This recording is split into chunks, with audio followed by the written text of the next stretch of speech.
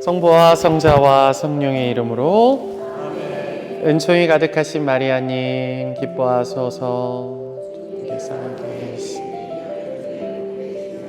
태중의 아들 예수님 천주의 성모 마리아님 주인을 위하여. 주님, 오늘 이 시간 우리 가정과 또 우리 자녀들, 또 부모인 나 자신을 위해서 이 자리에 함께 모였습니다. 우리는 아직 미숙하고 또 부족하고 항상 어려운 길을 걷고 있습니다. 주님께서 이 시간 함께 계셔 주시어 작은 지혜로 우리에게 큰 삶의 행보를 알려주시면 좋겠다라는 마음으로 이 시간 함께 계셔 주시고요.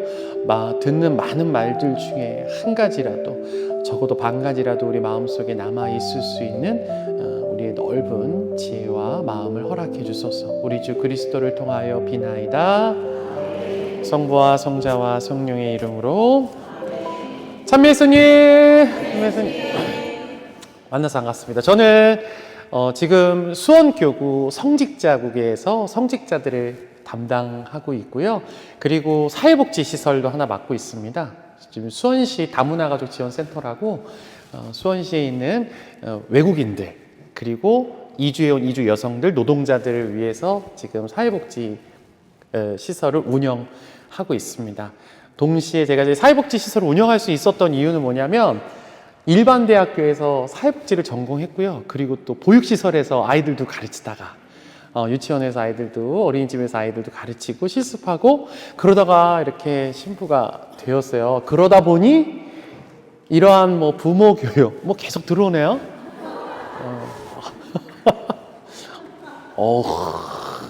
박수! 이러한 자리를 하게 되었거든요. 그래서 사실 신부님께, 주임 신부님께 여쭤봤어요. 한 몇 분 정도 오실 것 같아요? 그랬더니 말씀을 안 해주시더라고요. 비밀이라 그러셔가지고 부모 교육을 우리가 이제 준비를 하면서 저도 이제 인원을 보고 준비를 하고 하는데, 은행동 성당 몇 번 와봤잖아요. 저도 몇 번 와봤어요. 그래도 박찬호 신부 계셨을 때. 제가 지금 수원교구 안에서 본당을 맡고 있지 않기 때문에 신부님들이 요청하는 곳에 미사를 많이 나가요. 근데 저도 다 다녀봤다라고 말할 수 없지만, 죄송한 말씀이지만 제가 딱 은행동 왔었을 때 은행동의 이 평균 연령이 다른 성당에 비해 월등히 높았어요. 월등히 높았어요. 그래서 제가 이제 다른 곳도 미사를 이렇게 다녀보고 강의도 수없이 다녀봤는데 상당히 여기 높구나, 연령 자체가 높고 또 구도심지라서 연세 있으신 분들도 할실이 많구나 하셔서, 제가 박신부 있었을 때는 동기니까 와가지고 어르신들하고 사목하기 어떻게 보면 또 기운이 빠질 수도 있겠다라고 얘기를 했었거든요. 그랬더니 그래도 우리 박신부가 워낙 사람이 좋고 성실하고 착해서 행복해 했었거든요. 그러고 나서 신부님께서 부임하시고, 제가 또 아주 너무나 존경하고 좋아하는 우리 최인각 바오로 신부님께서 이곳에 부임하셨다는 말씀을 듣고, 같은 신자분들과 친구인 신부님이 오셔서 너무 다행이다 생각을 했어요. 그러면서 부모 교육을 하시고 싶으시다는 말씀을 딱 들었을 때, 저도 여기 한 지금 3번, 4번 와봤거든요. 근데 누가 오실까?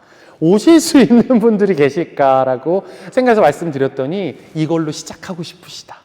이걸로, 이 강의로, 이 프로그램으로 수많은 부모님들과 또 학생들, 또 청년들을 모아보고 싶다는 말씀을 하게 되셨고요. 지금 어느 성당이든 30, 40대는 없어요, 여러분. 30, 40대는 없어요. 저도 본당 주임 신부를 하다가 이쪽 교구청으로 오게 되었는데, 저희 젊은 신부들이 사목하기가 어려운 이유가 뭐냐면, 우리 지금 주임 신부님 연배 때는, 우리 주임 신부님 연배 때 이제 앞에 6자세요, 6자. 우리 주임 신부님 연배 때는 사목하시기가 좋았어요. 왜 그러냐면, 신부님은 신부님 또래부터 같이 사목을 하시다가 같이 연세 들어오셨어, 이렇게. 근데 저희 세대는 어때요?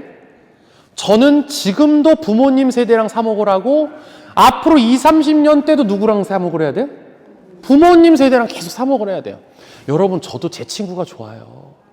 죄송한 얘기, 여러분 싫다는 얘기가 아니라 나도 내 친구랑 노는 게 좋지, 여러분. 생각을 해보세요. 같이 나도 30, 40대들이랑 가서 술도 한잔하고 성경도 나누고 같이 이렇게 신앙에 대해서 토론하고 논의하고 그러고 싶은데, 제가 본당 주임일 때도 제 총회장님이 70대가 넘었어요. 70대가 넘었어요.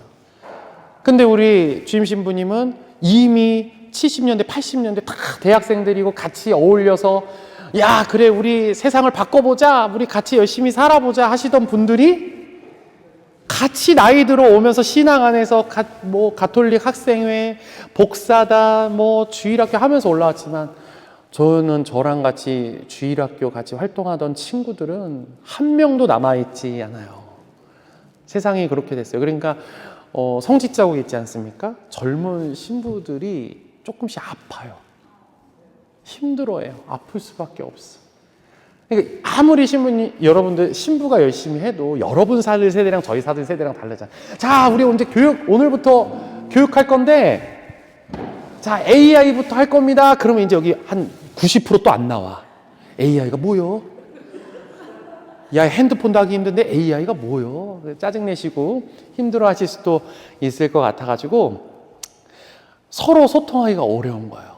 얘기하기도 어렵고 또 같이 나누기도 어려운 이런 시간이 되어버렸는데, 우리도 극복해야 하고 계속해서 안 된다고 포기하는 것이 아니라 신자분들을 통해서 혹은 내 주변 사람들을 통해서 젊은 친구들이나 혹은 젊은 부부들이 나올 수 있는 장을 만들어주는 것은 중요하다고 생각을 하고요. 저도 너무 재밌었던 게 이 부모 교육을 사제한테 들으러 온다는 게 이 얼마나 딜레마적인 상황입니까? 여러분, 부모 교육을 왜 우리한테 들어요? 부모 교육 누구한테 들어야 돼요? 부모한테 들어야죠. 물론 우리도 영적인 부모님이지만 사실 자식을 낳아 길러본 적이 없는 사람들이기 때문에 여러분만큼 잘 알지는 못해요. 그래서 저희가 잘못하면 뜬구름 잡기식의 이야기를 할 수도 있거든요. 그런데 저희가 그래도 여러분들보다 조금 더 나을 수 있는 건 뭐겠어요? 조금 떨어져서 볼 수 있다는 거죠. 부모님들이 자녀들을 기르다 보면, 양육하다 보면, 고기만 쏠리다 보면 사실 주변을 보기가 쉽지가 않거든요. 주변을 바라보기가 쉽지가 않은데, 저희 신부들은 너무나 많은 얘기를 듣고 우리 부모님들도 다 보잖아요. 그리고 자녀들도 보고 심지어 부모님의 부모님이 할머니, 할아버지들까지 봐요. 그러니까 그 봉사자 뽑을 때 많은 부모님들은 신부님들한테 잘하세요. 저희한테 잘 못하시는 분들 아무도 안 계십니다. 너무나 예의 있게 하시고 신앙생활도 열심히 하시는데요. 그 형제님, 자매님들이 정말로 괜찮으신 분인지 아닌지를 확인할 수 있는 가장 좋은 방법은 자식을 보면 돼요. 여러분들이 열심히 잘해도요, 자녀분들 신학교 하거나 나와서 하는 꼬라지 보면 딱, 이분들이 지금 집에서는 어떻게 하시고 살고 계시는구나라는 게 눈에 보일 때가 있습니다. 그래서 사실 여러분 번데기 앞에서 주름 잡는 거죠. 이미 자녀 양육에 10단, 9단 아주 훌륭하신, 이미 또 자녀를 다 키워보셨고 손주까지 보시는 여러분들의 삶 안에서 그러면 저희는 어떤 도움을 드릴 수 있을까라는 생각을 하면서 이 강의를 준비를 했고요. 저는 성경에 입각해서 여러분들하고 좀 이야기를 좀 해보고 싶어요. 성경에 입각해서, 성경에서 자녀 양육을 제일 열심히 하고 제일 잘하신 분이 계십니다. 여러분이 너무나 사랑하시는 누굴까요? 성모님이죠. 요셉 성인하고 성모님이죠. 양육에 관한 그리고 훈육에 관한 내용이 그나마 자세히 나온 부분이 바로 성모님이 예수님을 잉태하고 낳고 기르고 심지어 내 아들이 뭐 하는 것까지 봐요? 죽는 것까지, 이 쭉 모든 과정을 다 지켜보는 이 여정 속에서 성모님은 어떻게 예수님을 양육하고 훈육했는지를 따라서 우리도 같이 자녀들을 양육한다면 부모님도 상처받지 않고 자녀도 상처받지 않는 삶으로 나아갈 수 있지 않을까, 저는 그런 생각을 하게 되었습니다. 그래서 오늘은 성모님에 대한 이야기를 같이 나누면서 한번 키워드를 잘 찾아볼 거예요. 그리고 여러분이 가셔서 알려주세요. 가셔서 애는 이렇게 키워야 된대. 그리고 가정생활은 이렇게 해야 건강해진대 라고 설명해 주셨으면 좋겠습니다. 첫 번째 키워드가요. 저는 주님의 종입니다. 말씀하신 대로 저에게 이루어지기를 바랍니다. 루카복음 1장 38절입니다. 저는 주님의 종입니다. 말씀하신 대로 저에게 이루어지기를 바랍니다. 우리 요 말씀 한 번쯤은 다 들어보셨을 거라 생각해요. 그죠? 한 번쯤 다 들어보셨어요? 성모님은 우리랑 똑같은 인간이셨어요. 우리와 똑같이 짜증도 가끔 내시고 섭섭해도 하시고 답답해도 하시는 우리에게 똑같은 인간이셨어요. 그래도 아무려면 우리보다는 좀 덜 욕하셨을 거고 덜 미워하셨을 거고 덜 증오하셨을 거예요. 이처럼 특별할 거 없는 시골 한 처녀에게 가브리엘 천사가 나타나서 이렇게 얘기합니다. 성령께서 너에게 내려오시고 지극히 높으신 분의 힘이 너를 덮을 것이다. 인류의 구세주를 잉태할 것을 예언을 하죠. 황당했을 거예요. 여러분이라면 일상생활 잘하고 있어. 직장생활도 하고 있고 성당도 열심히 나오고 있고 친구분들하고 같이 놀고 있는데 갑자기 천사들이 여러분한테 와서 그렇게 얘기한다고 생각을 해보세요. 나 화장실 가서 손 닦고 있는데 혹은 나 식당에서 밥 먹고 있는데 베란간 내 눈에만 보이는 천사가 나타나서 여러분들한테 이렇게 이야기하면 기분이 좋을 것 같아요? 나쁠 것 같아요? 놀라겠죠? 저는 무서울 것 같아요, 여러분. 이거 내 눈에 보이는 거 뭐야? 진짜야? 이거 현실이야? 혼란스러울 거예요. 막 기뻐서 환희에 차지만 않을 겁니다. 어떤 분은 막 핸드폰으로 찍는 사람들도 있을 거고요. 어떤 분은 막 울고불면서 이야기하는 사람들도 있을 겁니다. 난 결혼도 안 했는데, 혹은 난 이미 애도 낳고 나 잘 살고 있는데 이게 무슨 날벼락 같은 소리야. 똑같은 생각을 성모님도 하셨을 거예요. 당시 우리 성모님께서도 이 상황을 맞이했다면 아마 지금 같았으면 핸드폰으로 찍었겠지만 그러진 못했겠죠. 근데 성모님은 그 상황 안에서도 상당히 신중하셨어요. 성모님이 딱 한 가지 천사한테 물어봅니다. 저는 남자를 알지 못하는데요. 저 지금 동정 상태고 앞으로도 동정을 지킬 건데 이게 가능하냐? 그러니까 현실적인 부분을 물어봅니다. 그리고 차분하게 천사의 답을 다시 기다려요. 나 저 몰라요. 나 부모님한테 물어봐야 돼요.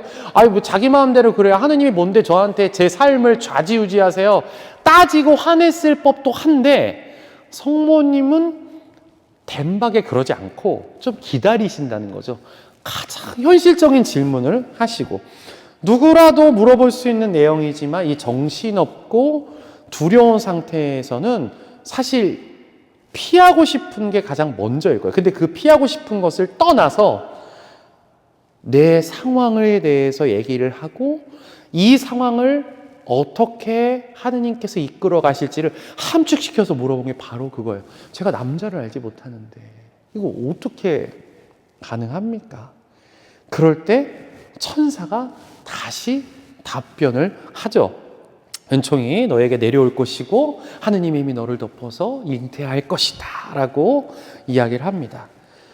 그럴 때 마리아가 이렇게 당당하게 대답합니다. 저는 주님의 종입니다. 말씀하신 대로 저에게 이루어지기를 바랍니다. 한마디로 무슨 뜻이에요? 네, 하겠습니다. 오케이, 콜. 하느님이 원하시면 할게요. 라고 대답을 합니다. 우리는요, 이 성모님의 네라는 답변에 굉장히 큰 의미를 두셔야 합니다. 우리는 기계로 만들어져 있지 않아요. 하느님이 시키면 네 해. 너 무조건 하느님 믿어야 돼. 너 무조건 하느님 사랑해야 돼. 라는 답변을 할 수 있는 사람으로 만들어지지 않았어요. 하느님은 우리한테 좋은 걸 줬어요. 자유를 주셨어요. 자유의지를 주셨어요. 심지어 어떻게? 하느님을 미워해도 되고 하느님을 믿지 않아도 될 만큼의 자유의지를 줬어요. 그러니까 성모님도 저는 속 시끄럽고 저는 애 낳는 생각도 해본 적도 없고요. 저 그러고 싶지 않아요 하고 거부하셨을 수도 있었음에도 불구하고 성모님 뭐라 그랬어요? 네, 하겠습니다 라고 한 거예요. 내 의지로. 이 말씀은 곧 사랑합니다 주님, 당신이 하라는 대로 하겠습니다 라는 사랑의 고백이에요. 온 존재를 위해서 내 삶을 포기한다는 이 사랑의 고백은 그럼 단순한 대답은 아닌 거죠. 요즘 이게 살아가면서도 우리 내 남편, 내 아내 오직 한 사람만을 위해서 모든 인생을 포기하라. 여러분 가능하세요? 쉽지 않죠. 저는 가끔 우리 교우들 보면서 사제인 제 앞에서도 야야야 결혼하지 마. 결혼해봤자 속 시끄러워. 그냥 너 혼자 살아. 제 앞에서도 막 그런 얘기 하시는 분들 이야기 들을 때 있어요. 야 니네 아빠 봐라, 니네 엄마 봐라. 그게 행복하냐. 그러니까 지금 다 어때요? 결혼해요, 안 해요? 결혼율은 계속 줄어들고 있어요. 혼인율이 계속 줄어들고 있습니다. 이런 요즘 세상에서 성모님의 이 말씀이 감동으로 다가올리는 만무하죠. 한 존재를 위해서, 하느님을 위해서, 내 옆에 있는 사람을 위해서도 투신하기도 쉽지가 않은데 하느님을 위해서 모든 걸 투신했다? 이거 정말 쉬운 일이 아닙니다. 성모님 입장에서는 이 내라는 답변을 하시면서 내가 이 아이를 어떻게 키울지, 또 예수라는 존재, 하느님의 아들이 어떻게 생겼고 어떤 식으로 내가 양육을 해야 되는지 알았을까요? 몰랐을까요? 몰랐어요. 자, 그러면 여러분한테 여쭤보고 싶어요. 여러분은 부모가 되면서 혹은 부부가 되면서 내가 어떤 아빠가 되고 내가 어떤 엄마가 될지, 혹은 내가 어떤 엄마 아빠가 될지 다 준비하고 되신 분 손 들어보세요. 그냥 되셨죠? 여기 다 그냥 되신 거예요. 그러니까 우리랑 성모님이랑 크게 다를 게 없었다는 거예요, 사실. 성모님도 지식이 없었어요. 그럼에도 불구하고 네 한 거예요. 여러분들도 모르는 상태에서 뭐 하셨어요? 네 했단 것이죠. 요즘에는 상상도 할 수 없었던 옛날 여러분들의 시대 어떻게 했어요? 그냥 만나서 손잡고 그냥 해라니까 한 거고 나라니까 난 거예요. 그러다 보니 여기까지 오셨어. 그래도 여러분 자녀분들 어떻게 잘 컸어요, 못 컸어요?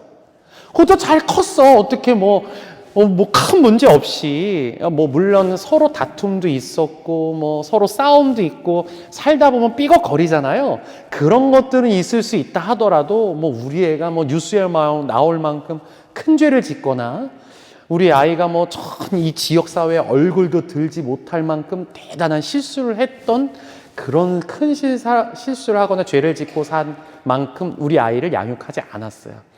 그러니까 여러분 이게 다 어떻게 여기까지 이렇게 올 수 있었겠어요? 나는 아무 지식도 없고 공부도 안 했어. 대단한 뜻과 의미를 지니고 결혼하고 부모가 된 것도 아닌데 여기까지 이렇게 어떻게 오셨어요? 돌이켜보면 다 하느님의 뜻인 거예요. 여러분이 어떻게 했기 때문에? 내 했기 때문에. 잘 모르고 내 했기 때문에. 그러니까 저는 어른들이 그 말씀 되게 믿어요. 못 모를 때 하는 거라. 결혼도 못 모를 때. 저 사실 다시 돌아가서 지금 지식으로 다시 돌아가서 신부하라고 하면 저는 안 할 거예요. 신부의 삶이 이렇게 힘든 줄을 정말 몰랐어요. 그 당시만 하더라도 신부 돼서 혼자 사는 거 그거 해면 되겠지 했더니 이게요 30 되고 40 되니까 혼자 사는 게 쉽지 않더라고요. 아니 저도 사람이니까 유혹이 생기지 않습니까? 흔들리잖아요. 저는 거뜬 이겨낼 줄 알았어요. 근데 살다 보니까 저도 여기까지 온 거예요.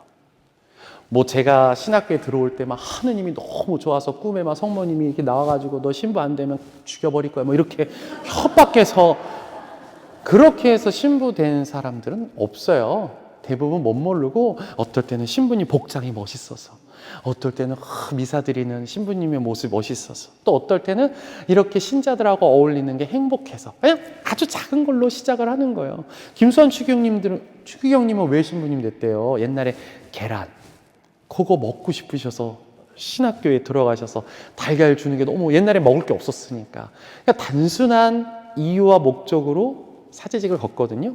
근데 여러분 그 단순한 삶 안에 아주 큰 사랑의 신비가 들어있는 거예요. 성모님의 그 사랑의 신비. 네, 하겠습니다. 주님, 당신 말씀대로 이루어지려 저는 믿습니다. 이 말씀 한마디가 얼마나 큰 감동인지. 그러니까 여러분 지금까지 오셨던 이 하느님의 은총 안에서 지켜주셔서 여기까지 살아올 수 있었던 건 여러분이 못 몰라도 믿고 여기까지 올 수 있었던 여러분들 모르는 삶 안에 있는 신앙이 여러분 지켜주신 거죠. 그러니까 성모님은 엄청난 응답을 하신 거예요. 성모님은 주님 하나면 됩니다. 주님이면 됩니다. 이 답변이 얼마나 무거운 줄도 모르고 답변을 하신 것이죠. 주님이면 뭐 그래 나를 죽이기 하겠어?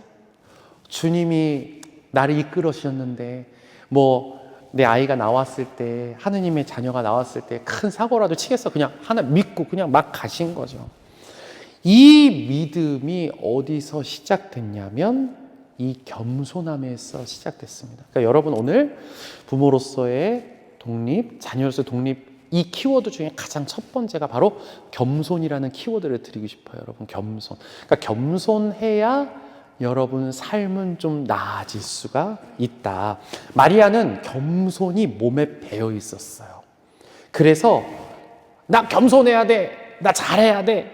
나 사람들 앞에서 나대지 말아야 돼. 이렇게 의지를 가질 필요가 없었어요. 이미 어떻게 됐기 때문에? 겸손이 몸에 배어 있었기 때문에. 여러분은 여러분 가족들에게 겸손하세요? 솔직하게 나한테 물어보세요. 지금 나 스스로한테 내가 겸손한가? 겸손해지고 싶습니다. 저는 겸손한 것 같아요. 저 사람은 겸손하지 않은 것 같아요. 이렇게 뭔가 겸손에 대한 잣대를 들이대고 있다면 우리는 전부 겸손한 것이 아닌 거래요. 생각하시면 될 것 같아요. 난 겸손한 것 같아. 아예 저 사람은 겸손하지 않은 것 같아. 이러면 우린 겸손한 거 아니야. 겸손은요, 인위적으로 내가 노력해서 애써 보여지는 것이 겸손이 아니에요. 겸손은 주변에서 얘기를 해줘요. 저분 너무 겸손하시다. 나는 뭐 별 의지가 생각도 없는데, 저분은, 이렇게 어떻게 매번 행동 하나하나 하는 모습이 나한테 이렇게 따뜻하게 다가올까? 그러니까 자연스럽게 흘러나오는 게 겸손이에요. 그래서 겸손이 쉽지가 않은 거예요. 음식집을 가거나 혹은 누군가 만났을 때, 내가 저기 가면 너무 교만해 보이겠지? 낮은 자리 일부러 가서 앉아야지. 내가 저기 성당에 와가지고 맨 앞자리에 앉으면 신부님이 나만 쳐다보겠지? 난 저쪽 가서 겸손하게 앉아야지. 그러니까 이런 의지적인 겸손을 실천하신 분들은 겸손한 것이 아니라고 봐야 합니다. 이런 분들은요, 대체로 본인이 생각하는 만큼 내가 겸손했는데 누가 더 낮추라 그러면 꼭지가 돌아요. 예를 들어서 나 원래 승용차 타고 다니는 사람인데 오랜만에 낮춰서 택시 타고 성당 왔어요. 차가 막혀서. 그랬더니 야, 너 택시를 타고 오면 어떡해. 네 주제에 버스 타고 와야지. 그러면 이제 꼭지가 도는 거예요. 그게 이제 나는 겸손하게 생각해서 택시 타고 왔는데 나는 겸손하게 생각해서 다이어트 한다고 오늘 뻥튀기 하나 먹었어요. 그런데 와가지고 야, 너 그 뻥튀기를 먹으면 어떻게 뻥튀기고 칼로리 엄청 높은 거야. 물만 먹어야지. 야, 내가 뻥튀기를 먹던 물을 먹던 네가 무슨 상관이야. 내 다이어트 하는데 네가 보태준 거 있어? 꼭지가 돌아요. 그러니까 많은 사람들이 내가 낮췄다고 생각하는데 누가를 더 낮추라 그러면 화가 나요. 이런 사람들은 겸손한 것이 아닙니다. 아직 수련이 필요한 거죠. 가족들끼리도 자주 그런 상황들이 벌어져요. 겸손은요, 낮추는 척이 아닙니다. 이런 분들 대부분 낮추는 척을 하는 거거든요. 성모님은 일부러 자신을 낮추는 척하지 않았어요. 예를 들어서 주님, 저 같은 사람이 무슨 하느님의 아이를 가져요. 하느님, 저는 키울 능력도 안 되고 돈도 없고 그리고 전 그렇게 지혜롭지도 않아요. 이러면서 빼지 않았다고요. 여러분들 같았으면 그 겸손이라 다 뺐을 거야. 다 뺐을 거야. 하느님이 곧 네 뱃속에, 네 가정에 내 자녀가 갈 것이다. 하느님. 대부분 본당에서 봉사시킬 때도 대부분 이래요. 겸손한 척을 열심히 하지만 대부분 겸손함을 가장해서 자기 일속을 차리면 봉사는 안 해요. 본당에서 저도 사목생활 했다 그랬잖아요. 저 본당에서 주임 신부를 할 때 되게 섭섭했어요. 왜 그러냐면 그때 30대였는데 첫 주임 나가가지고 좀 도와달라고 교우들한테 얘기했는데 아무도 봉사를 안 하는 거예요. 아무도 봉사. 아우 신부님 제가 무슨 신부님 저는 됐어요. 제가 하루는 한 2, 3년은 코로나 때도 주임 신부 하고 있는데 하루는 너무 섭섭해서 제가 강론 때에서 그런 얘기를 했어요. 여러분 자식이 여러분 아들이 저렇게 이 성당 운영해 보겠다고 저렇게 빨빨거리고 뛰어다니면 안 도와주시겠습니까? 여러분 새끼가 저렇게 애쓰고 있는데 밥도 못 먹고 저렇게 뛰어다니고 있는데 여러분 안 도와주실 거예요? 저 그랬어요. 한탄스러워서. 그러니까 결국은 성당을 다니면서 저는 그걸 느꼈어요. 첫 주임이라 저도 막 애정을 쏟아서 막 하다 보는데 안 돼. 저 회장님도 안 한다고 그러고 평단협 위원장님도 안 한다고 재분과장님도 안 한다 그래요. 물론 여러분들은 이 지역사회 안에서 계속 살아가야 되기 때문에 부담이 있을 수 있다는 생각을 저도 해요. 괜히 잘못해서 욕먹을까 봐 혹은 무너질까 봐 다 하죠. 근데 다 겸손한 척 하면서 자기는 다 빠져요. 다 빠져. 좀 딱 봐요. 제가 사목을 막 못되게 했겠어요? 교우들 너무 좋아했어요. 강론도 준비 잘하고 아우 신부님 너무 예뻐요. 그리고 그럼 자매님 이거 좀 아우 신부님 형제님 이거 뭐 김장하러 간다고 안 하고 텃밭 가꾸러 간다고 안 하고 뭐 자녀들 손주 봐야 된다고 안 하고 너무 섭섭했어요. 내가 텃밭보다도 못하고 김치보다도 못한가? 안 해요. 그러니까 결국은 자기 자신이 제일 중요한 거예요. 우리가 겸손한 척하고 사는 거죠. 겸손은요, 하느님 앞에서 무조건 못하겠다, 안 하겠다 이렇게 척하는 게 아니라요. 겸손은 당당하고 굳건하고 나아가는 힘이다라는 말씀을 드리고 싶어요. 겸손하면 뭐라고요? 당당하고 굳건하고 나아가는 힘이다. 따라해 보세요. 당당하고 굳건하고 나아가는 힘이다. 성모님 어떻게 했어요? 질문 딱 한 가지 하고 네 알겠습니다 주님 따르겠습니다 했어요. 이게 겸손함인 거예요. 주님 못해요 저는 안 돼요. 하느님 저는 안 돼요. 저 시키지 마세요. 신부님 저 쳐다도 보지 마세요. 저 복사도 절내고 아무것도 못해. 성가대도 시키지 마세요. 아무것도 하지 마세요. 이게 겸손이 아니라는 거예요. 우리는 대부분 그렇게 살아가고 있어요. 겸손은요 저는 이렇게 정의 내리고 싶어요. 겸손은 내가 내 위치에서 무엇을 해야 할지 정확하게 아는 사람이 겸손한 거예요. 다시 한번 말씀드릴게요. 내가 내 위치에서 뭘 해야 하는지를 정확하게 아는 사람이 겸손한 거예요. 공자가 논어에서 이런 말을 합니다. 군군 신신 부부 자자. 임금은 임금다워야 하고 신하는 신하다워야 하고 부모는 부모다워야 하고 자녀는 자녀다워야 돼요. 자, 임금이 오늘 겸손하겠다고 하고 정치는 다 내팽개치고 맨날 나와서 낙엽만 쓸어. 낙엽만 쓸어요. 정치는 다 내팽개치고 가난하고 힘든 사람들 가가지고 그것만 쳐다보고 앉아있어 이렇게. 여러분 이게 임금다운 건가요? 이게 겸손한 건가요? 자, 우리 신부님이 너무 사람이 좋아. 맨날 여기 근처에 가가지고 가난한 사람들 밥 나눠주고 맛있는 걸 나눠주다가 미사를 30분씩 늦어. 이게 신부다운 거예요, 여러분? 근데 이 사람의 행동이 잘못된 행동을 한 거예요, 지금? 나쁜 행동을 한 거예요? 도둑질을 한 거예요? 사람한테 피해 준 겁니까? 아니죠. 그러니 신하가 신하답지 못하고 임금이 임금답지 못하고 자식이 자식답지 못하면요. 저걸 욕하기도 애매한데 같이 있으면 답답해 미칠 것 같은 거예요. 우리의 삶 안에서 내가 지금 어느 위치에 있고 내가 어떤 삶을 살아야 하는지를 여러분 스스로가 잘 알아셔야 돼요. 그래서 여러분 안에 행동이 나쁜 게 아니에요. 여러분 자녀들 사랑했잖아요. 자녀들 위해서 밥도 잘 차려줬고요. 성당도 나왔어요. 그리고 여러분이 오셔가지고 막 그러잖아요. 신부님 우리 애들 좀 성당 좀 나오게 해주세요. 매달리는 것도 다 좋다고요. 근데 이 행동들이 내 겸손함하고 연결되느냐? 그건 다른 문제라는 거예요. 그러니까 여러분은 여러분 나름대로 열심히 했는데 세상을 살다 보면 왜 다 열심히 사는데 누구는 잘 되고 누구는 못 되잖아요. 누구는 부자가 되고 누구는 가난하게 살아. 열심히 살았는데 누구는 건강하고 누구는 몸이 아파요. 저는 이 포인트에 있다고 봐요. 우리가 겸손해지는 거는 내가 부모로서 어떠한 위치에 어떠한 행동을 해야 되는지를 정확하게 알아야 되는데요. 그래서 반드시 겸손에 수반되는 것이 있어요. 그게 뭐냐면 공부예요. 아버지가 아버지다워야 하는 게 뭔지를 알아야 될 거 아니에요.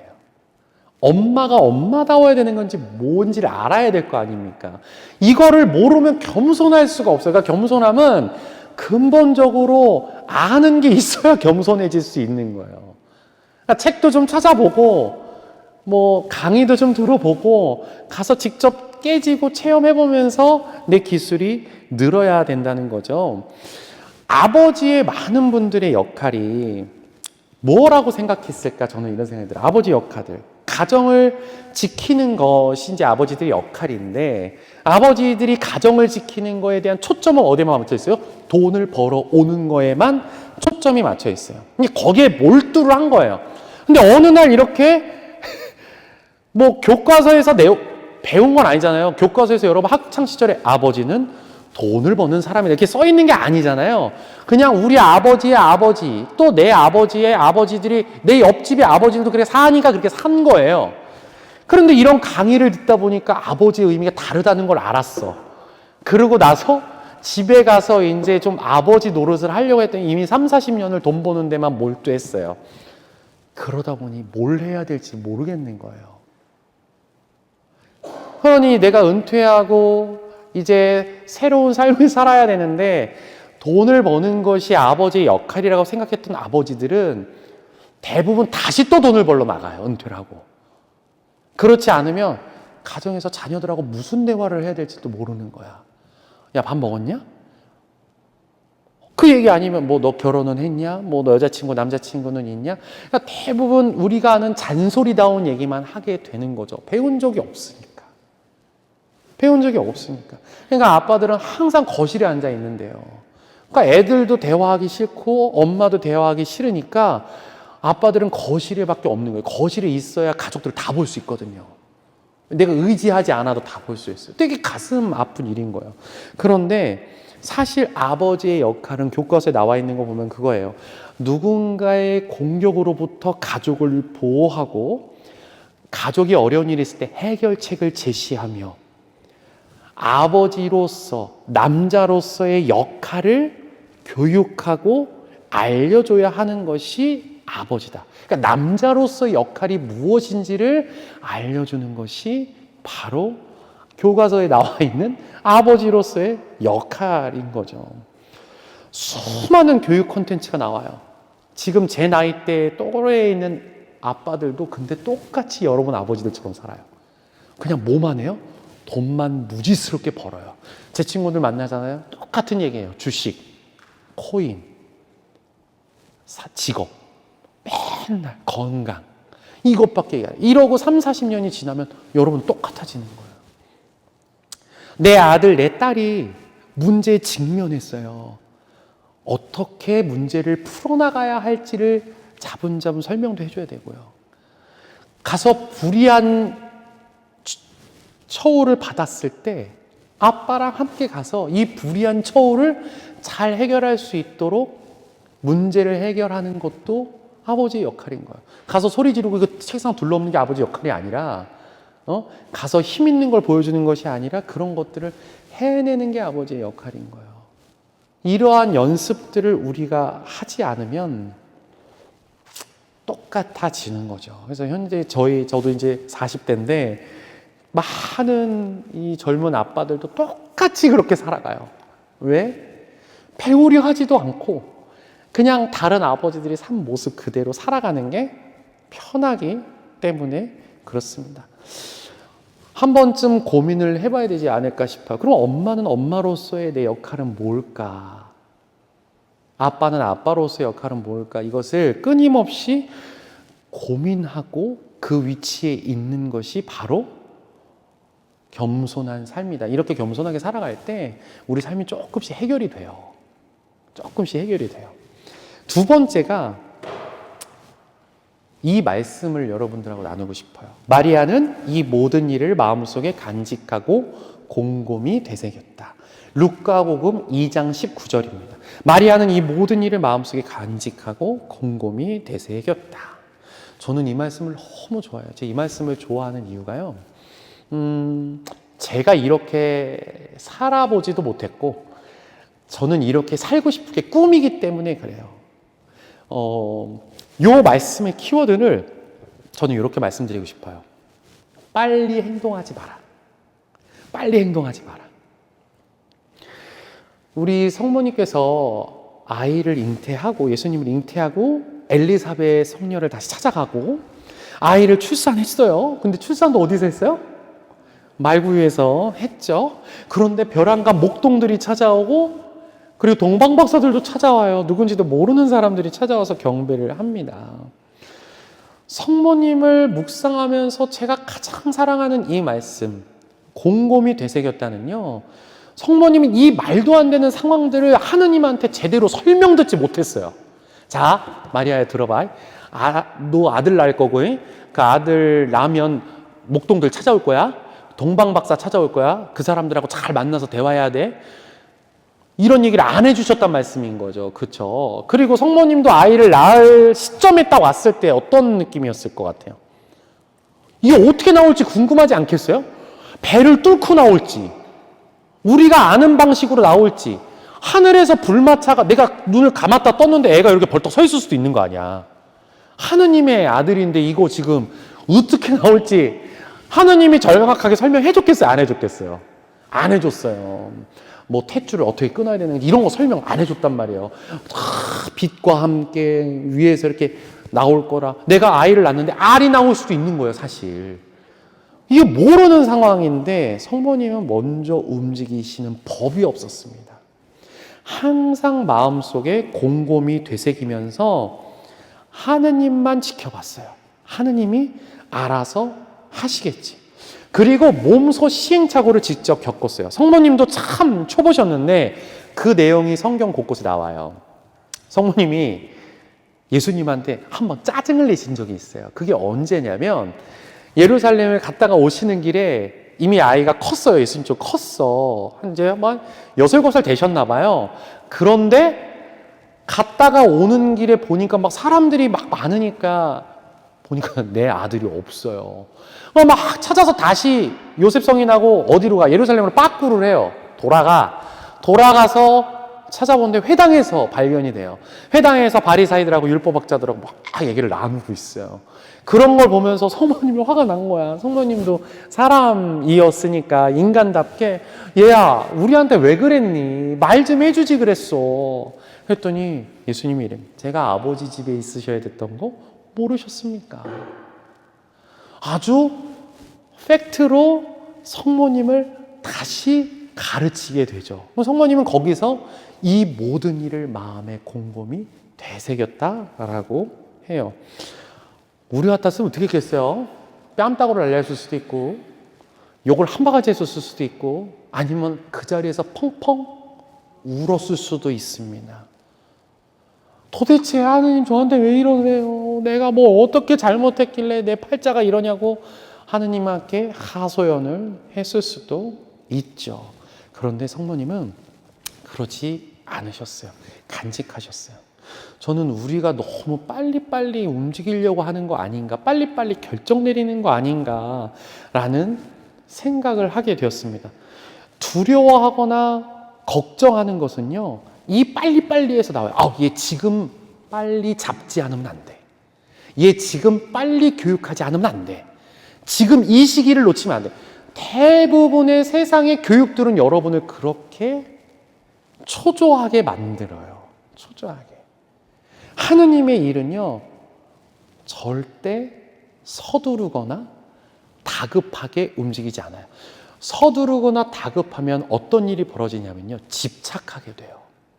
그 문제에. 그러면 여러분이 서둘러 뭘 했어요. 내 자녀를 위해서 혹은 나를 위해서 뭘 서둘러서 했어. 결과가 안 보이면 짜증이 나는 거예요. 왜? 내가 늦었나? 혹은 내가 이렇게까지 했는데 얘가 안 된다고? 자꾸 화를 내게 돼요. 서두르다 보면. 자녀가 배고프다 그러면 기다려가 아니에요. 알았어. 미사 때도 보면요, 11시 미사 끝나기도 전에 가요. 그 밥 5분 늦게 먹는다고 하늘이 무너지지 않습니다, 여러분. 그거 뭐 크게 여러분들 식당 가가지고 밥 늦게 먹는다고 해서 좀 기다려서 먹는다고 해가지고 음식 떨어지지 않아요. 그런데 보십시오. 미사 때도 하다 보면 영광성도 하기 전에 나가요. 신부님 공지사항 딱 피면 나가는 분들도 계시고요. 어떤 분들은 신부님 퇴장하면 그 뒤통수에 다다다다닥 소리가 다 들려요. 신부님 돌아서면 뛰어나가야지. 이런 막 계획을 다 짜. 오다다다닥 나가요. 좀 안타깝죠. 왜 교우들이 그렇게 빨리빨리 해야 하는가. 저는 사실 되게 많이 연습해요. 천천히 하자. 누가 저한테 물어보거나 어떤 얘기를 하면 좀 천천히 하거든요. 저는 3살 때 아버지가 일찍 돌아가셨어요. 그래서 홀어머니랑 저랑 둘이 살았거든요. 어머니랑 저랑 둘이 열심히 해맑게 살아갔는데 마침 그래도 어머님이 되게 어둡지 않았어요. 딱 봐도 어머니가 별로 어두운 기운으로 저를 키운 것 같지는 않죠. 되게 밝게 키우셨어요. 어머님이 지금 홀로 사신 지 이제 저랑 다 40년이 넘었죠. 어머님도. 어머님께 제가 농담으로 그래요. 어머니 이제 남자친구 좀 사귀고 그러세요. 뭐 이제 저도 다 컸고 어머니도 편안하게 이제 남자친구도 만나시고 그러세요. 그때 어머니가 뭘 하시냐면 아우 왜 내가 내 발로 지옥에 걸어 들어가요. 혼자 사는 게 이렇게 좋은데 저는 행복한 이별을 했습니다. 신부님 저는 이대로 사는 게 좋아요. 그러시더라고요. 그러니까 어머니는 그만큼 밝으세요. 뭐 다리가 이렇게 좀 수술하시고 아프셔도 다 여행 다니시고 놀러 다니시고 밝게 컸고 지금도 어머니랑 저랑 그런 오해를 안 받으려고 부단히 애써요. 왜냐하면 홀어머니의 외아들이기 때문에 서로 집착할 거다라는 생각을 많은 사람들이 오해를 하죠. 근데 저희 어머니랑 저와의 삶은 무소식이 희소식이다예요. 무소식이 희소식이야. 아무 연락 안 가면 잘 살고 있는 거예요. 그러던 어느 날 어머니한테 이제 효도 좀 해보겠다고 뭐 저도 자주 전화 안 하면 한 2-3달에 전화 한번 해요. 어머님도 놀러 다니시느냐 바쁘시고 집에 어머니 혼자 계시니까 그러니까 동네 아줌마들이 이제 다 어머니 집에 모여서 구역방 공동체에서 성경 말씀 나누고 고스톱도 치고 치킨도 시켜 드시고 재밌게 노세요. 그러니까 노시는데 어머니 어느 날 이렇게 제가 효도 좀 해보려고 전화를 드렸어요. 근데 전화를 안 받으시네. 한 10시쯤 전화를 드렸어요. 근데 이렇게 일찍 주무시지 않거든요. 그럼 혹시 뭐 어디 늦게 들어오시나 보다 하고 10시 30분에를 전화 또 드렸어요. 전화를 안 받으세요. 10분에 다시 전화를 했어요. 안 받으셔. 웬만하면 받으시는 어머님이 전화를 안 받으시는 거예요. 그때부터 여러분 왜 가족의 그 혈육이 주는 그 묘한 에너지 있지 않습니까? 육감이 있어요. 차가운데 이게 무슨 일이 생긴 것 같다라는 무의식적인 초기 발동이 된 거예요. 자, 그런데 마음은 불안한데 제가 지금 뛰어가 볼 수가 없는 거예요. 왜냐하면 난 내일 미사가 있고 그리고 교우들도 만나야 되고 강론도 써야 되고 이 시간에 갔다가 오면 또 어머님이 만약에 병원에 가야 되는 상황이 생기면 다음날 이 11시에 누구한테 미사를 부탁할 거예요. 가끔 텔레비전 프로그램 보면 개그맨들도 관객들을 기다리는 그 기대를 채워주기 위해서 자기 애가 나오는 것도 못 보러 갈 때도 있었고 부모님 장례도 못 참여했다는데 하물며 탤런트들이나 개그맨들도 코미디언들도 그렇게 하는데 신부가 우리 부모님 매번 아플 때마다 제가 미사 달팽개치고 뛰어갈 수는 없지 않습니까? 물론 교우들은 이해해 주시겠지만 서도 저는 그러지 말아야 되겠다라는 마음을 갖게 되고 기다렸어요. 그리고 기도했어요. 움직이지 말고 행동하지 말고 우선 기다리자. 주님께서 해결해 주실 거야. 왜냐면 기다리는 것밖에 방법이 없어요. 기다려보자. 어머님이 지병이 있으셨고 그런 것들이 아니기 때문에 뭐 혹 만약에 다음날 눈 떴을 때 어머님이 하느님 나라 가게 해줘도 그것도 내가 어찌할 수 있는 부분은 아니다라고 그냥 맡겼어요. 그랬더니 한 11시 반쯤에 전화가 오셨어요. 어머님이 몸이 좀 감기가 걸리셔가지고 약을 잡수시고 일찍 주무셨다는 거예요. 그래서 전화가 하도 이게 부재중이 떠 있길래 전화를 주셨다는 거죠. 저는 그때 느꼈어요. 아, 내가 할 수 있는 일이 없구나. 내 부모고 내 뭐 자식이고 가족이어도 내가 지금 당장 뭘 해줄 수 있는 일은 없구나. 기다리는 것이 내가 그분을 위해서 가장 할 수 있는 좋은 일이구나라는 생각을 했어요. 우리가 발을 동동 구르고 왔다 갔다 하고 그리고 다음 날에도 힘들어하고 이게 과연 주님께서 나에게 원하시는 일일까라고 생각해 보면 그건 주님께서 원하시는 일이 아닐 거다라는 생각을 해요. 그래서 어머님이나 저나 똑같이 혼자 살아요 지금. 저도 혼자 살잖아요. 저 여보 누구랑 같이 사는 게 아니지 않습니까? 저도 눈 감았는데 다음날 아침에 하느님 나라일 수도 있어요. 뭐 심장마비나 뭐 뇌혈관이 터지는 거나 이거는 뭐 누가 결정할 수 있는 사안은 아니잖아요. 나도 어떻게 될지 모르는 그런 상황들입니다. 그래서 매 순간 연습해야 돼요. 천천히 결정 내리고 천천히 행동하고 천천히 이야기하자.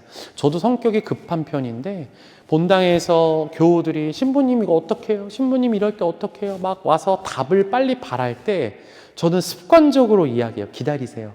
답은 알아도 빨리 말씀드리지 않습니다. 천천히 하세요. 알겠습니다. 제가 내일 말씀드릴게요. 그러면 대부분이 다음날 아침에 뭐라고 연락이 와요? 신부님 해결됐어요. 라고 연락이 옵니다.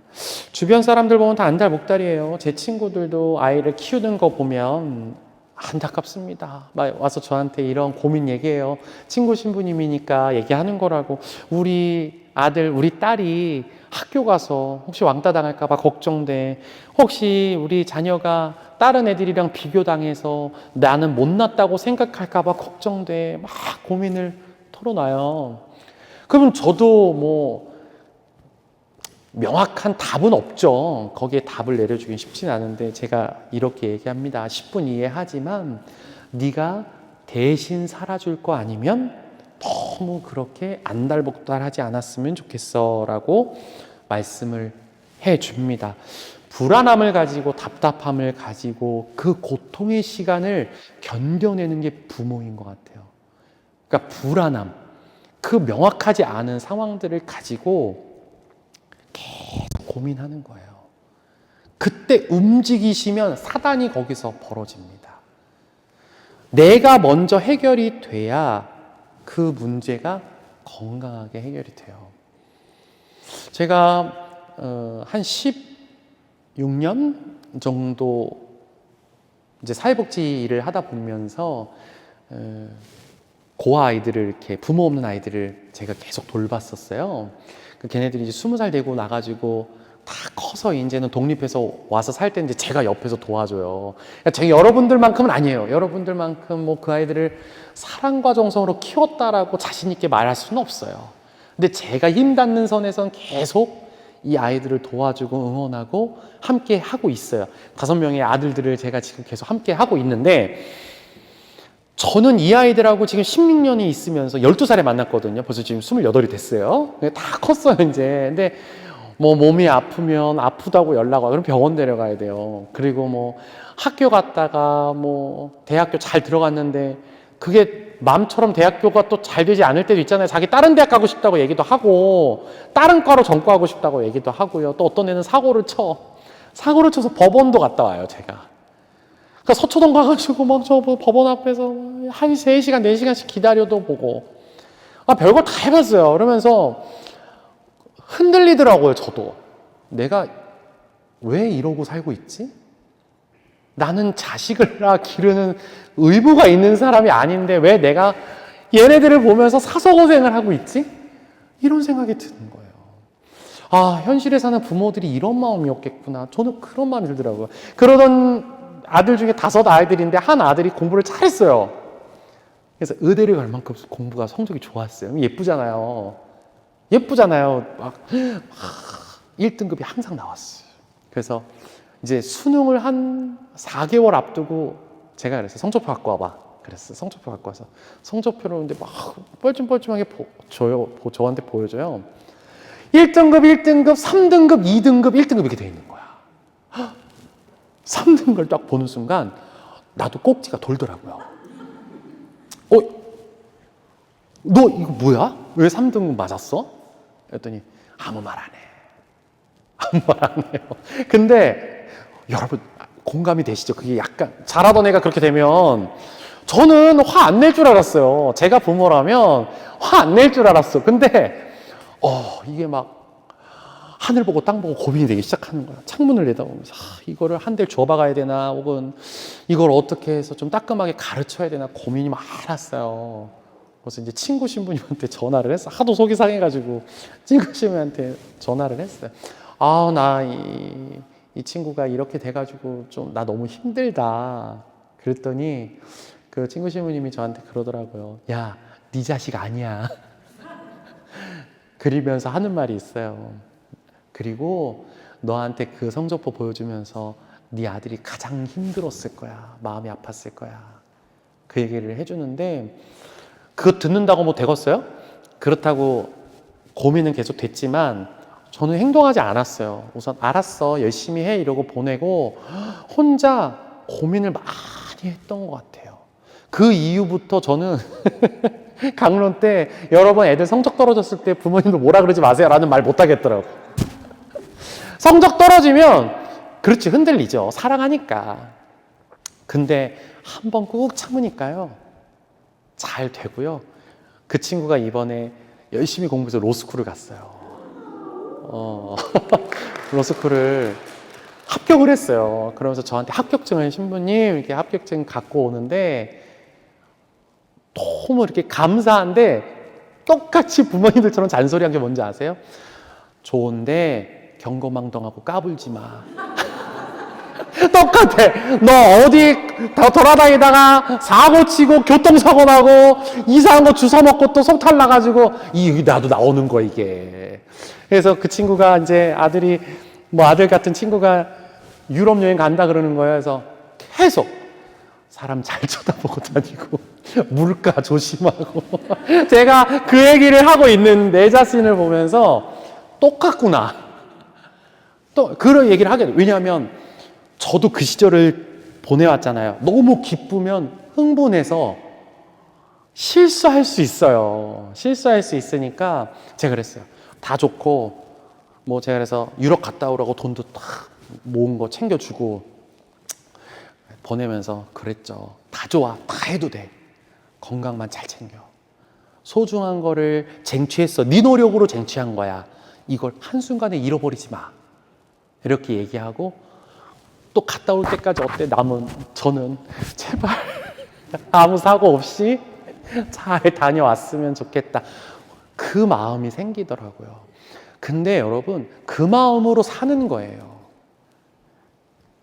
저도 연습해요. 내 배 아파 난 내 새끼는 아니에요. 여러분들은 더 할 거예요. 더 괴로울 거예요. 하물며 저는 돌아서면 남인 애들이에요. 그럼에도 불구하고 이 친구들에게 이렇게 고민이 되는데 여러분은 오죽하시겠어요. 여러분은 그러니 사실 저는 여러분이 저보다 기도를 더 많이 해야 된다고 생각해요.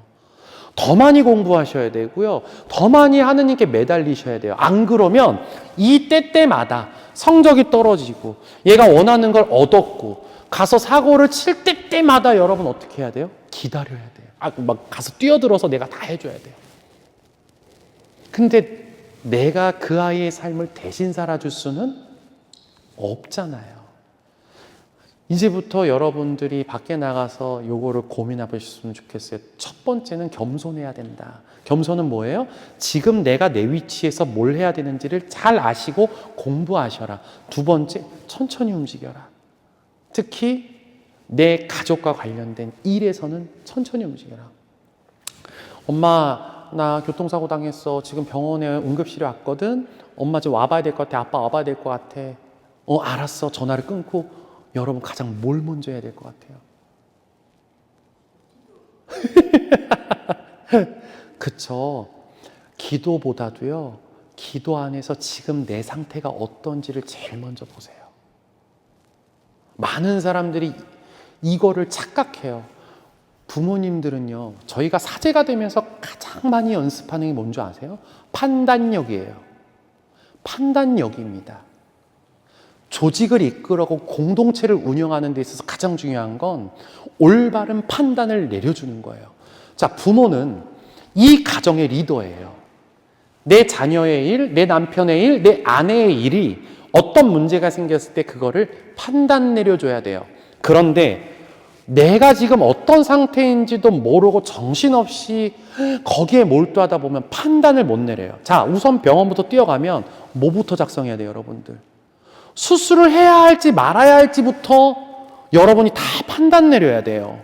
돈이 얼마가 들지 그냥 무조건 자식도 모르고 그냥 사인만 무조건 하고 아무 수술이나 막 갖다 하고 이러는 순간 병원에 뛰어갔지만 아무 도움이 안 되는 부모가 될 수 있는 거예요. 우리 아이가 문제가 생겼어요. 학교에서 전화가 왔어. 가장 먼저 뭐부터 생각해야 돼요? 지금 내가 이 말을 들은 내 상태가 어떤지를 빨리 파악하셔야 돼요. 하느님께 기도하셔요.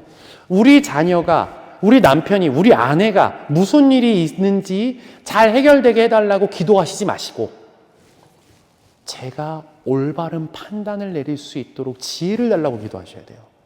그러면 내가 차분해져야 되잖아요. 저는 신부님들이 사는 공간을 왜 이렇게 잘 꾸며주고 신부님들을 이렇게 편안하게 살게 해줄까 고민했었어요. 어떨 때 보면 되게 부끄럽기도 했어. 더 가난하고 힘들게 사는 사람들이 있는데 나는 왜 이렇게 편안하게 살까? 신부님들 그렇게 편안하게 놔둔 이유는요, 이 공동체를 이끌어가는데 올바른 판단을 내리기 위해서 다른 거 신경 쓰지 말라고. 여러분들이 악하고 대적하고 유혹 속에서 흔들리는 여러분들을 다 판단 내려줘야 되잖아요. 다. 신부님 전 이런 일 때문에 왔어요. 신부님 전 이런 일 때문에. 그때 자 여러분 이건 1번 하세요. 이건 2번으로 하세요. 이건 3번으로 하세요. 판단 내려줘야 되잖아요.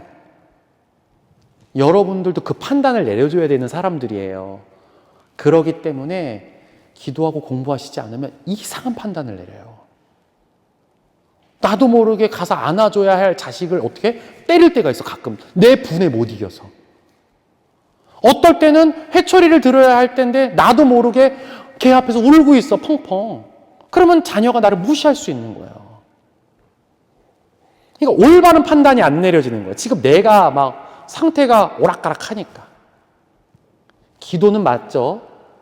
그건 정답이고요. 그럼 무슨 기도를 해야 되냐? 내 자신 지금 어떤 상태인지를 기도하셔라. 이게 가장 중요해요. 그러니 천천히 움직이시고 겸손되이 살아가 보셨으면 좋겠어요. 여러분들 뭐 나눔 하라 그러던데? 맞아요?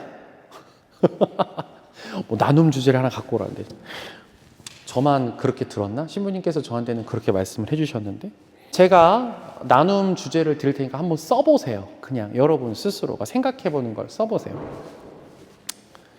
오늘 강의 이제 주제를 가지고 이제 써보시는 거예요. 제가 발표를 시킬 겁니다. 첫 번째, 부모로서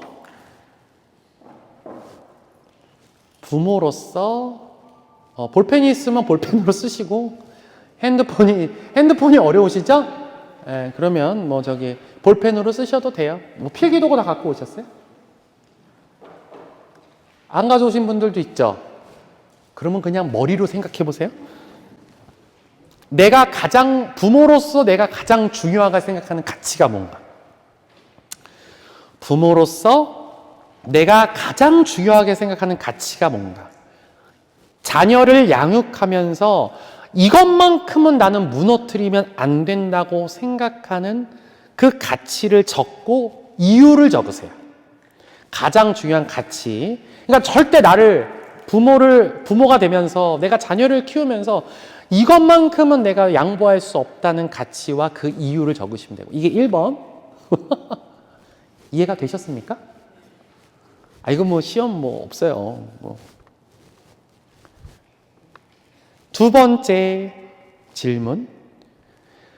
나의 사랑하는 자녀가 학폭 가해자가 되어서 연락이 왔어. 학폭위에 나가기 전 내가 가장 먼저 해야 할 일은 무엇인가? 이렇게 두 가지 답변을 한번 적어보세요. 내 아이가 학폭 가해자, 내 아이가 다른 사람을 팼대. 우리 학생들을, 내 주변의 친구들을 때렸대. 그래서 학폭위가 열렸어요. 가장 먼저 내가 해야 할 일은 무엇인가? 이 두 가지를 적어보시면 되겠습니다. 한번 적어 보세요.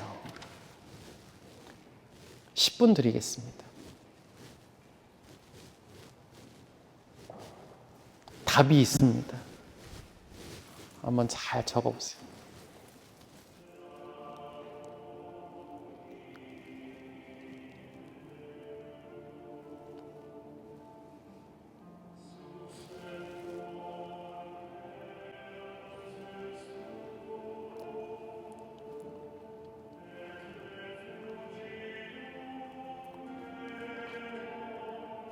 말씀 들어보니까 아주 좋네요. 여러분들의 삶이 묻어나는.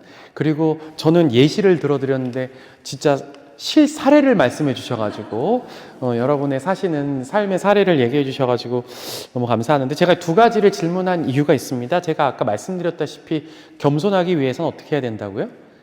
내가 뭘 중요하게 생각하고 내가 뭘 강조하고 살아야 하는지에 대해서를 알고 계셔라. 아까 뭐 다양한 가치가 나왔잖아요. 행복하게 살고 싶다, 건강하게 살고 싶다, 그리고 배려하며 살고 싶다. 그러면 여러분 그걸 알아야 돼. 배려가 뭔지, 자립이 뭔지. 그러니까 이걸 내가 알고 있어야 되는 거예요.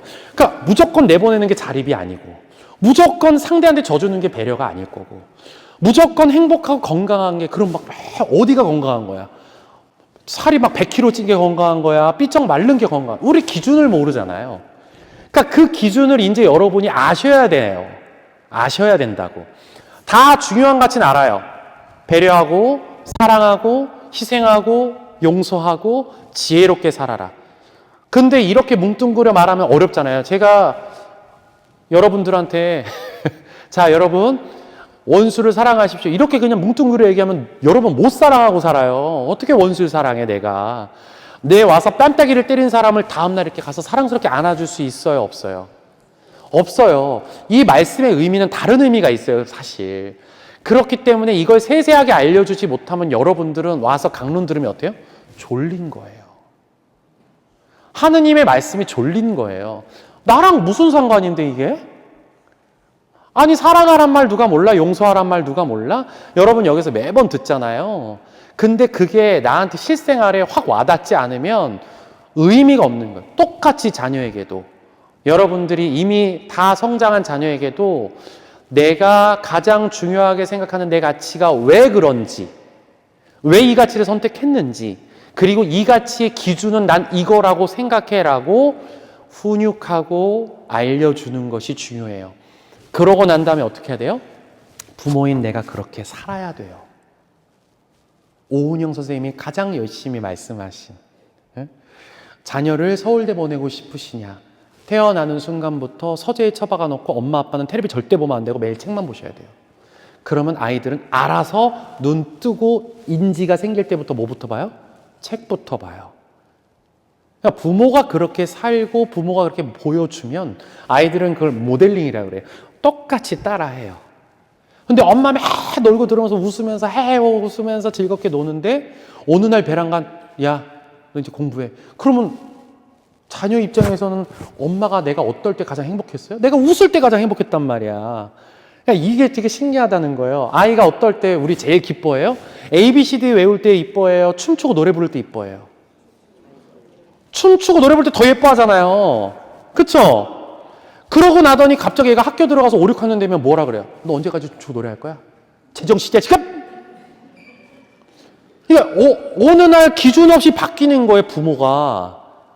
어느 날 부모가 기준 없이 바뀌는 거예요. 그러니까 내 기준이 없기 때문에 이런 상황이 벌어지는 거거든요. 아이들 입장에서는 어떻게 해요? 당혹스러워요. 그러니 부모랑 아이랑 대화를 그때부터 안 하기 시작하는 거예요. 근데 묘하게 아이들이 클 때쯤, 그렇게 사춘기를 맞이할 때쯤 엄마 아빠는 뭐가 와요? 갱년기가 와요. 집안이 쑥대밭이 되는 거예요. 애는 사춘기, 엄마 아빠는 갱년기. 서로 건드리면 시한폭탄이야. 근데 아이들보다는 부모인 내가 인생을 하루라도 더 살았잖아요. 그럼 절제는 누가 해야 되겠어요? 그렇죠. 그러니까 힘든 거예요. 그러기 위해서 내가 뭘 강조하고 가치를 중요시하고 있는지를 매 순간 여러분들도 알고 공부하지 않으면 바뀌어. 내 기분에 따라서. 여러분 기분에 따라 바뀌는 거예요. 자, 오늘 몇 시부터 몇 시까지 공부하는 거야? 그럼 엄마 아빠도 같이 공부하세요. 자, 몇 시부터 몇 시까지 기도하는 거야. 신앙생활, 신앙교육도 마찬가지예요. 부모는 기도하지 않으면서 자녀들 보고 기도해라? 말이 안 되는 거였어요. 저는 신앙교육 할 때 꼭 그런 얘기 하거든요. 천년성체 부모교육이나 셀 기도회 기도 이렇게 강의 가면요, 쇼라도 하라 그래요. 아이들이 학교 갈 때 올 때 빨리 촛불 켜고 기도하는 척 하라 그래요. 그러니까 노시다가 술을 드시든지 수다를 떨든지 그럼 애가 딱 들어올 때쯤 아시잖아요. 야, 빨리 가, 빨리 가. 그리고 촛불 켜는 거. 그러고 딱 애가 들어오면 왔니? 기도하고 있었어. 그 쇼라도 하라는 거예요. 그럼 엄마 아빠가 매일마다 들어올 때마다 기도하는 걸 보내는, 기도를 시키지 않아도 한다는 거예요. 그게 제일 잘 되는 종교가 이슬람 종교예요. 그래서 저희가 종교학 수업 들었을 때 수천 년이 지나도 없어지지 않을 종교는 이슬람교라고 얘기를 해요. 그 양반들은 어떻게 해? 공사 현장에서도 돗자리 깔고 바로 기도해요. 그렇죠. 자녀들하고도 밥 먹다가도 시간 딱 되면 돗자리 깔아 기도해요. 기도하는 거예요. 여러분들이 그 모습을 보여주고 그 철학 안에서 살아야 자녀가 그렇게 따라와줘요.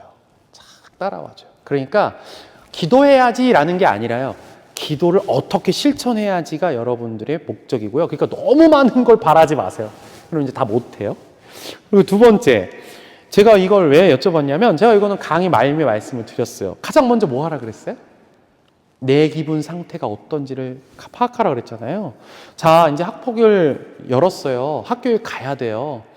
그 가는 시간 10분, 15분 어쨌든 걸릴 겁니다, 여러분. 그쵸? 그 시간 안에 이 상태를 바라보는 나를 빨리 파악하세요. 자존심이 상할 수도 있습니다. 화가 날 수도 있고요. 실망감일 수도 있어요. 또 우리 아이가 정말 그랬을까? 그리고 아이가 지금 교무실에서 얼마나 떨고 있을까 걱정돼요. 아이에 대한 사랑일 수도 있고요. 슬픔일 수도 있어요. 그렇죠? 그리고 우리 아이가 제발 큰 사고가 아니길 불안함일 수도 있어요. 이 여러 가지 감정 중에 하나를 빨리 잡으세요. 이 감정 다예요. 그러면 이제 가서 이상한 판단을 내리시게 되는 거예요. 이상한 판단을 내리시는 거예요. 우리 뒤에 계시는 신부님도 교장 신부님이셨어요. 학교에서. 얼마나 많이 바뀌었어요. 학부모들이 와가지고 오묘한 얘기를, 이상한 소리를 자꾸 하는 거예요. 내 애는 공부를 못하는데 서울대는 계속 보내달라 그러는 거예요. 그러니까 계속 말도 안 되는 상황이 벌어지는 거예요. 왜? 내가 지금 어떤 상태인지 모르는 거야.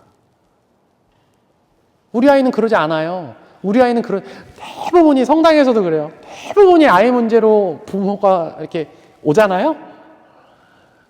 우리 아이는 그럴 애가 아니에요가 제일 먼저 나와요. 저도 지금 사회복지시설에도 있었고 어린이집에서도 있었잖아요. 우리 아이는 100이면 100 그렇게 얘기를 해요. 그러면 저는 여기까지 그게 나와요. 그러면 부모가 잘못 키우신 거예요. 나오는데 말 못하지. 서비스직이니까 이거 말하면 또 싸움이 커지니까. 그러니까 어머님, 아버님이 자식을 잘못 보신 거예요. 이 아이가 학교에서 어떻게 크셨는지, 어떻게 생활하고 있는지 모르시잖아요. 왜냐면 생각해보세요. 아이들하고 하루에 24시간 중에 얼마나 같이 계세요? 학교 학원 갔다 오면 아이들하고 있는 시간이 생각보다 많지 않아요. 그죠? 아이들이 오히려 누구랑 더 많이 있어요? 학교 선생님이나 학원 선생님, 친구들하고 같이 있어요. 이 세 명의 증인이 가장 정확한 거예요. 증언이. 근데 우린 그걸 안 믿는다고. 그 증언을 왜 안 믿어요? 내가 어떤 상태인지 파악이 안 됐기 때문에 못 믿겠는 거예요. 그러니까 정리를 하세요. 딱 들었어. 그럼 아까 말씀하신 것처럼 감정이 올라올 거 아니에요. 어떤 감정이나 올라올 거 아니에요. 주님, 저 지금 슬퍼요. 저 주님 두려워요. 저 주님 너무 화가 나요. 대화하십시오, 주님하고. 잠깐 5분 늦게 학교 간다고 큰일 나지 않습니다. 주님께 물어보세요. 주님, 저 지금 화나요. 주님, 제가 지금 화납니다. 내 자녀를 지금 보면 제가 막 큰일 날 것 같아요. 주님, 저 두려워요. 저 괴로워요. 이걸 하셔야 돼요. 그러면 해결이 안 되겠죠. 5분 안에 해결되면 그 기도가 만만하겠죠. 그런데 해결이 안 되지만 가는 내내 하시는 겁니다. 그리고 가서 그 현상을 딱 목도하는 순간 주님이 주실 거예요. 그걸 믿고 가세요. 주님이 주실 거예요. 이해하시겠습니까? 그러니까 내가 그냥 가. 어떡해. 빨리 짐 챙겨. 빨리 남편한테 전화, 아내한테 전화해. 막 가가지고 무슨 일이니? 무슨 일이? 이거랑 5분 동안이라도 1분 동안이라도 한 번 숨 쉬고 주님께 말씀드리고 조금 더 시간이 되면 성경 구절 하나라도 보고 하시면 더 좋고. 성경 구절 어떻게 그냥 펴봐 아무거나. 젊게 보시지 말고 성경을 딱 피세요. 그냥 봐. 그리고 딱 보시고 감고 가세요.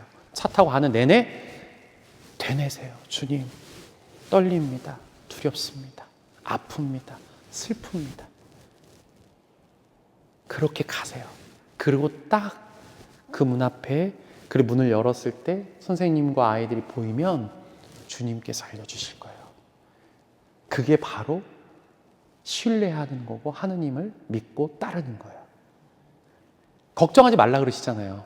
그때와 시간이 되면 주님께서 알려주신다 그러셨잖아요. 그렇게 가시는 거예요. 그거를 꼭 하세요. 아시겠죠? 지금 자녀가 다 크신 분들도 계시잖아요. 다 컸다고 끝나는 거 아니에요. 그렇죠? 자식과 부모와의 삶의 졸업은요, 하느님 나라 가야 끝나요.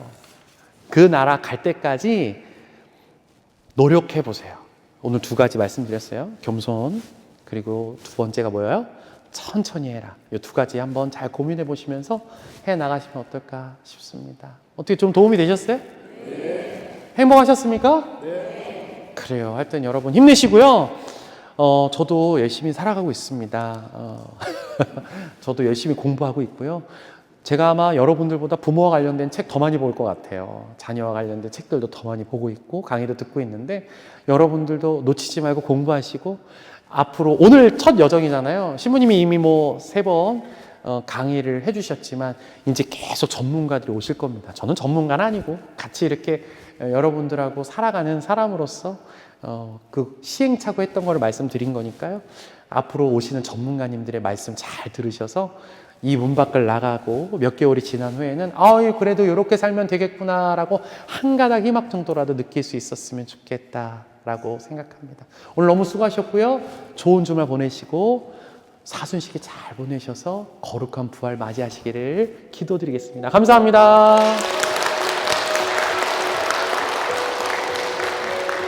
영광이 성부와 성자와 성령께 성부와 성자와 성령의 이름으로 수고하셨습니다. 감사합니다.